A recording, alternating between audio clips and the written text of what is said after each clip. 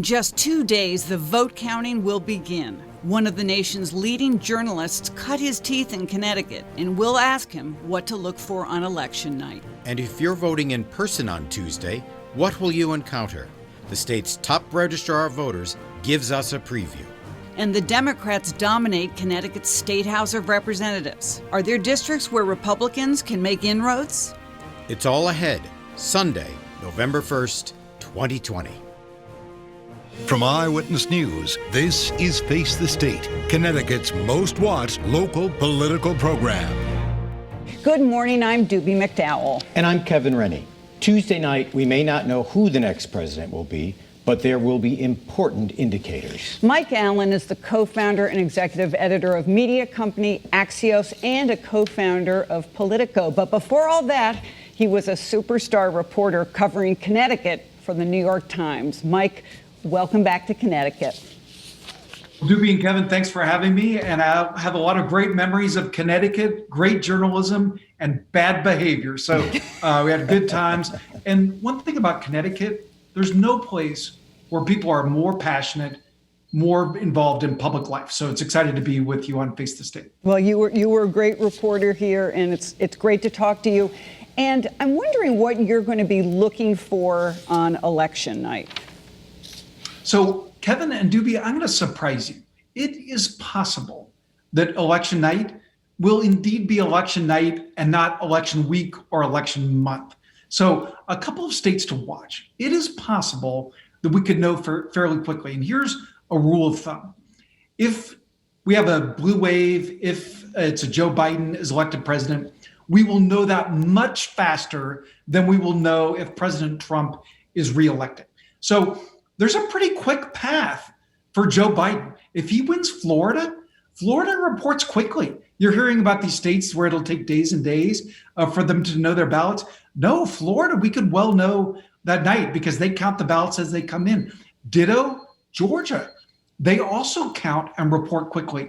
And if President Trump falls short in Florida and Georgia, that could be a pretty tight, pretty short night. Throw in North Carolina, also reports quickly. Other side of the coin, if the polls turn out to be wrong, if we have another 2016 surprise, that is going to be a wending, twisted path, as my mother would say. And that's when you can look for days, even a week, to know the result for sure. Mike, you're known for your secret but full stable of sources in Washington. What's the mood in the White House these days? So the mood in the White House is uncertainty. And that is they live with the excitement of 2016, just as we in the media live with the scars of 2016, where there were so many bad predictions and bad analysis and missed conversations. Like when I look at what the media should learn from 2016, and we'll see how well we learned that lesson.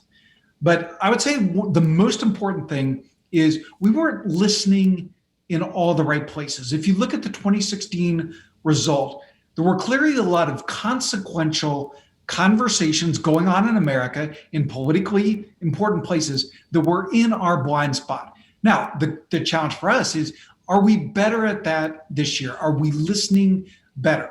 So in the White House, they hope for a repeat. But I can tell you, just as in 2016, they would be surprised. There are not a lot of people who can sit down and say, yes, this is how we think the president can do it. There's lots of ways he could. There's not a clear path where it's a lot easier to tell you how Joe Biden could do it. Hey, Mike, what have pollsters learned from 2016?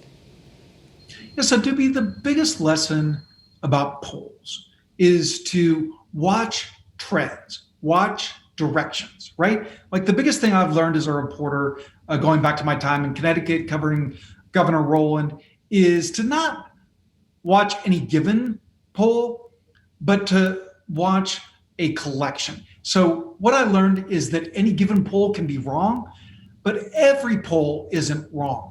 And that's the difficult place that the White House and the Trump campaign are in. They're depending on every poll to be wrong.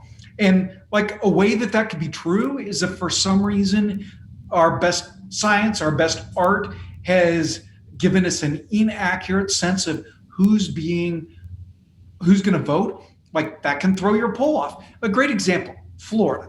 So people talk about the Hispanic vote. In Florida, if you poll more Puerto Rican voters, or if you poll more Cuban or Venezuelan voters, you're going to get totally different answers. And so that's why it's an art, not totally a science. That's how these polls could be misleading us. But something we learned from 2016, pay much less attention to national polls, pay much more attention to swing state polls. We're doing that this year, and that's why there's less chance of a surprise. But of course, if we could see it coming, it wouldn't be a surprise. Mike, Joe Biden went to Minnesota on Friday, but is he playing defense in any state that Hillary Clinton won in 2016? He's not, is the short answer. And we're going to see him tomorrow, the day before the election eve, spending a lot of time in Pennsylvania, which is, of course, a place that she expected to win and where the president wound up skating by. Minnesota is interesting because that was the one state that President Trump, then Donald Trump, came the closest to winning without really trying. So we think of Minnesota, we think of Minneapolis, right? We think as being kind of blue, but a lot of Minnesota is kind of Trumpy, right? The part that gets you near Wisconsin. So early on, that was a state that the Trump campaign had hoped to play offense on, to take it away after losing by just 1 point. Of course, they're defending everywhere. The fact that I'm telling you that one way that Joe Biden could put this away early would be to win Georgia. Like, we could never have predicted that. But Joe Biden has lots of paths. And when you're a candidate, you want to have choices. The U.S. Senate, what states will you be looking at Tuesday night to determine if the Republicans lose control of the Senate? And also, what might this mean for our Connecticut senators if the Democrats gain back control? Yeah. Well, first of all, both of your senators are very plugged in to President Biden, and so Vice President Biden. And so if he becomes president-elect Biden, like, they're going to have big voices. And of course, former Senator Dodd, also a very close advisor, both behind the scenes and on camera. So Connecticut's would have a big voice in a Biden West Wing. Senate races to watch, and just give you a quick big picture.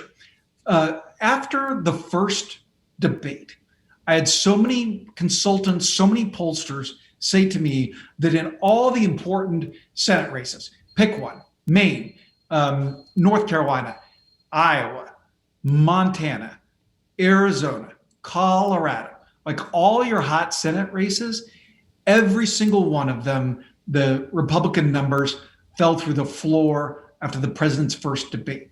And of course, this was right before he got diagnosed with the coronavirus, went into the hospital. And that was the debate that was so argumentative, right? And the way that pollsters and people running these Senate races explained it to me is that for an open to Trump voter, for an open to a Republican Senate voter, they sort of saw the exact part of the president that they don't like. The people who like what he does, like his policies, maybe don't like the tweets, they were getting more of the personality side of Trump. And it just created tremendous headwinds for Republican senators everywhere. But quick answer to your question, North Carolina, again, reports quickly. That's going to be the state that both for the presidential race and in the Senate races will report quickly. A Senate race I didn't mention, but that we might know quickly, that will also tell you whether this is going to be a blue wave or a blue tsunami, or if somehow we're surprised, is going to be the South Carolina Senate race and Lindsey Graham. Fascinatingly enough, that has become, and as Doobie knows, it's not an expensive media market,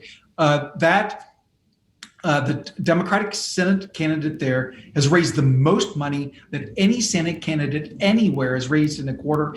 And Lindsey Graham, chairman of the Judiciary Committee, he raised more money than ever any Republican has. So that's become an Exhibit A. Mike, thank you very much for your virtual return to Connecticut. We'll look forward to seeing more analysis. Great. Kevin, Doobie, thank you for your great coverage. And thank you to all my neighbors for the good times that we've had. I always enjoy coming back. Thank you, Mike. You can read more from Mike Allen by signing up for his morning and afternoon newsletters at Axios.com. Scroll to the bottom of the page and add your own email to subscribe. Later on Face the State, the Republican Party's efforts to gain back seats in the state House of Representatives. But next, they work quietly all year to prepare for Election Day. Will the voting process come together on Tuesday? The woman with all the answers coming up.